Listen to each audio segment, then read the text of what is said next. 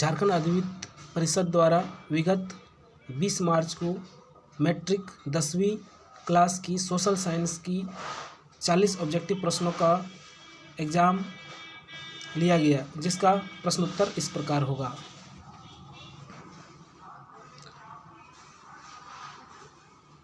पहला प्रश्न है, 19वीं सदी के दौरान कौन सी ऐसी ताकत बनकर उभरा जिसने यूरोप के राजनीतिक और मानसिक जगत में भारी परिवर्तन ला दिया?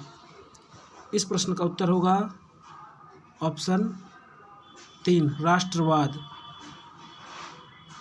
दूसरा प्रश्न है, फ्रांस में प्रथम विद्रोह कब हुआ था?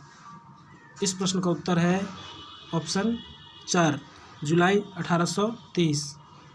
तीसरा प्रश्न है, 1804 की नागरिक संहिता, जिसे आमतौर पर नेपोलियन की संहिता के नाम से भी जाना जाता है, उसने फ्रांस में सुधार के लिए क्या कदम उठाए?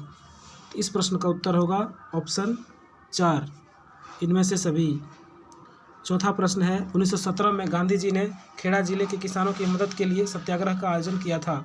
खेड़ा भारत के किस राज्य में स्थित है?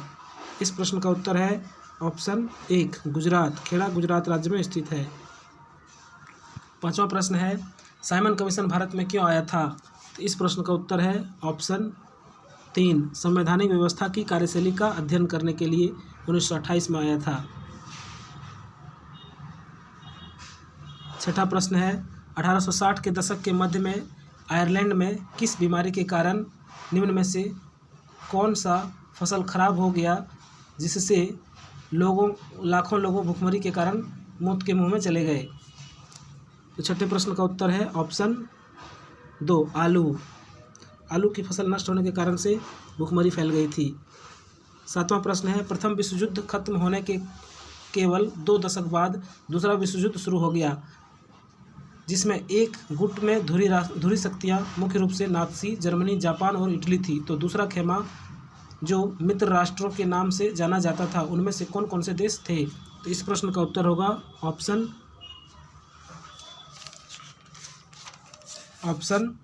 3 ब्रिटेन, सोवियत संघ, फ्रांस और अमेरिका। तीसरा ऑप्शन।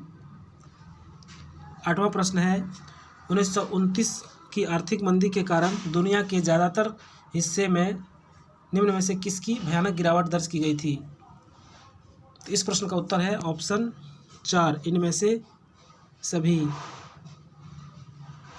नौवां प्रश्न है, बुनकरों को कच्चे कपास की समस्या का सामना क्यों करना पड़ा? तो इस प्रश्न का उत्तर है कच्चे कपास के निर्यात में वृद्धि के कारण, ऑप्शन 1।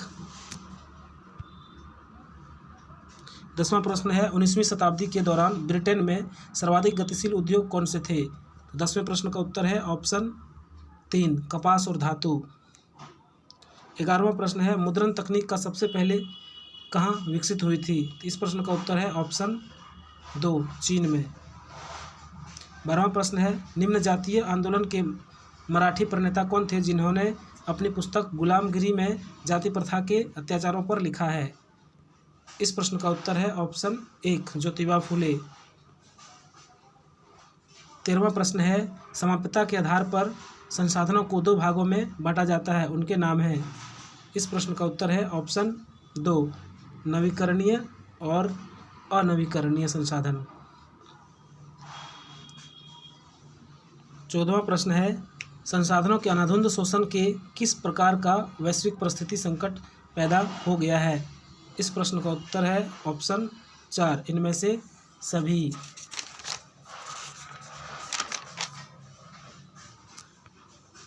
15वां प्रश्न है, वन और वन्य जीव का संरक्षण करना आवश्यक है क्योंकि इससे। इस प्रश्न का उत्तर है 15वें प्रश्न का उत्तर है ऑप्शन 4 इनमें से सभी। 16वां प्रश्न है, वन और वन्य प्राणियों के संरक्षण के लिए किस प्रकार के वनों को सर्वाधिक मूल्यवान माना जाता है? तो इस प्रश्न का उत्तर है ऑप्शन 2 आरक्षित वन। 17वां प्रश्न है, प्रचुर मात्रा में जल उपलब्ध होने के बावजूद जल किन कारणों से प्रदूषण और मानव उपयोग के लिए खतरनाक बनते जा रहे हैं? इस प्रश्न का उत्तर है ऑप्शन 4 इनमें से सभी। 18वां प्रश्न है, मानसून के आगमन के साथ जो फसलें बोई जाती है वे किस फसल के अंतर्गत आती है? इस प्रश्न का उत्तर है ऑप्शन 1 खरीफ फसल। 19वां प्रश्न है, पवन और सौर ऊर्जा संसाधनों की बहुतायत भारत के किस राज्य में अधिक पाई जाती है? इस प्रश्न का उत्तर है ऑप्शन 3 राजस्थान। 20वां प्रश्न है, जल और उर्वरकों के अधिक और अविवेकपूर्ण प्रयोग से किस प्रकार के समस्याएं पैदा हो गई है? इस प्रश्न का उत्तर है ऑप्शन डी इनमें से सभी। 21वां प्रश्न है, औद्योगिक विकास की रीढ़ के रूप में किस खनिज को महत्वपूर्ण माना जाता है? तो इस प्रश्न का उत्तर है ऑप्शन 2 लौह अयस्क।